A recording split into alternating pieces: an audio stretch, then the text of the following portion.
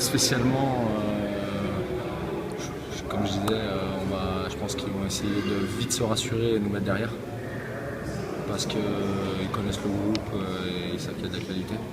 Et je pense que ça va être un match sérieux de l'autre côté. Et justement, ils vont avoir à cœur de vite s'éloigner pour pas avoir à vivre un match difficile.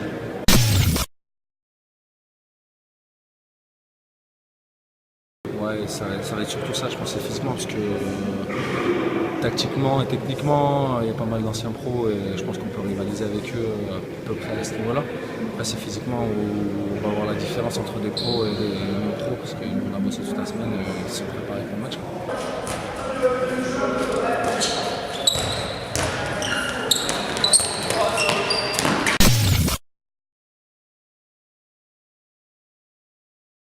Mais on a préparé de la façon la plus simple possible en fait.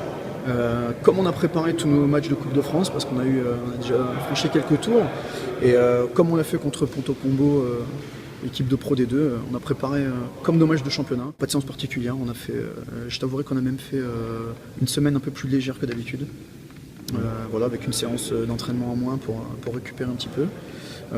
Voilà, donc on va essayer de voir quelques images, ce qu'on va faire de nouveau demain et le jour du match. Et puis voilà, on va essayer de proposer un beau spectacle. Ouais, il y a de l'émulation parce que c'est toujours sympa, mais on prend plus, c'est plus une récompense en vérité pour tout le monde d'avoir une équipe comme Cesson qui vient chez nous, aussi au vu du parcours qu'on a pu avoir en Coupe de France. Donc non, il y a de l'émulation, et comme en championnat on est plutôt bien, voilà, on est dans la continuité de tout ça. L'objectif du club c'était d'abord la montée en National 1.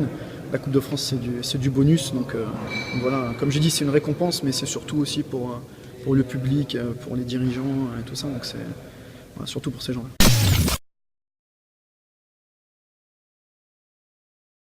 Je donnerais trop de... non, je plaisante. Non, mais écoute, en fait, on sait que c'est une défense qui est forcément avec un peu plus de densité que ce que nous on peut connaître dans notre championnat. Mais après, on sait aussi que la manière pour nous de rivaliser contre ce genre d'équipe, c'est d'essayer de se mettre dans leur rythme.